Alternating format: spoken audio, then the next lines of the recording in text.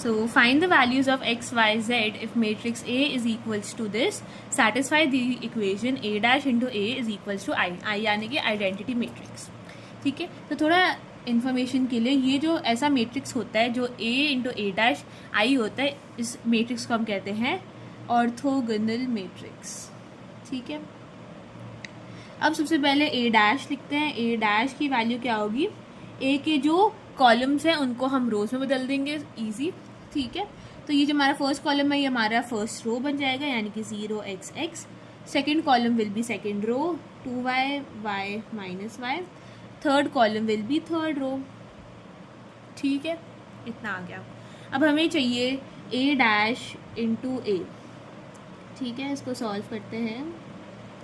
Matrix multiplication है, तो 0xx 2y y minus y z minus z z. a है 0 2yz minus z x minus y z. इसको solve करते हैं. ठीक है, मैट्रिक्स मल्टीप्लिकेशन मैंने दूसरे वीडियो में भी समझाया हुआ, इधर भी बता देती हूँ. जो हमारा फर्स्ट एलिमेंट होगा यहाँ पे, उसको हम कहेंगे a11. ठीक है, a11 का मतलब फर्स्ट रो को फर्स्ट कॉलम से मल्टीप्लाई करना है. ऑल राइट, जैसे कि 0 into 0 0 plus x into x x square plus x into x x square.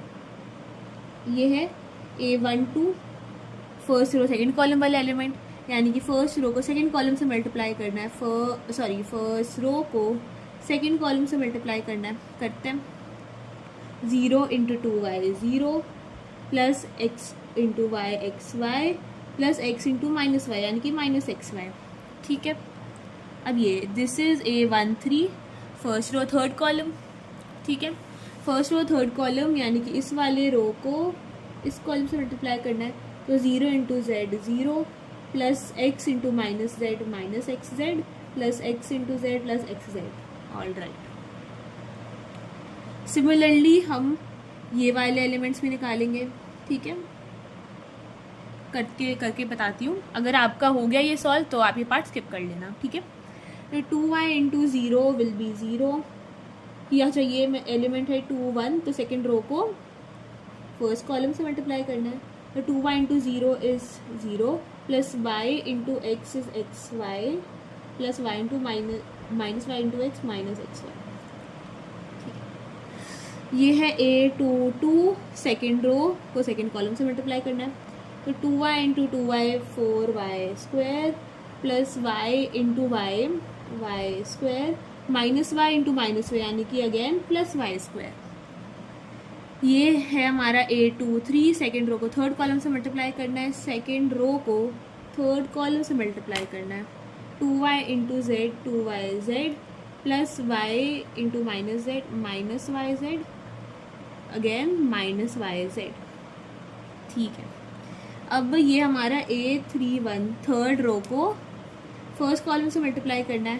तो z into 0 0 plus minus Z into x minus x Z plus Z into x plus x Z. a32 ये बना.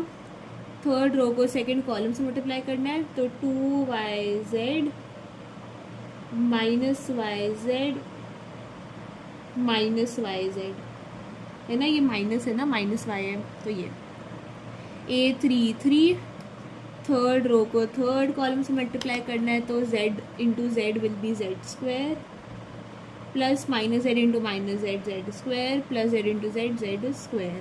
तो ये मैं थोड़ा सा साफ सफाई से लिख देती हूँ, है ना. So this will be 2x square 0 0 0 6y square into 0 0 0 3z square. अब ये हमें कह रहा है question that it is equals to identity, right. तो इसको हम इक्वेट करना है to identity. 0 0 0 6y square 0 0 0 3z square equals to identity. Identity क्या होता है? 1 0 0 0 1 0 0 0 1. यहाँ से हम एलिमेंट्स को कंपेयर कर लेते हैं. तो 2x square is equals to 1, therefore x square is equals to 1/2, therefore x is equals to 1/√2 plus minus दोनों हो सकता है, right. Similarly 6y² is equal to 1, y² is equal to 1/6, y is equal to plus minus 1/√6, ठीक है। And यहाँ से 3z² is equal to 1, z² is equal to 1/3, therefore z is equal to plus minus 1/3, ठीक है।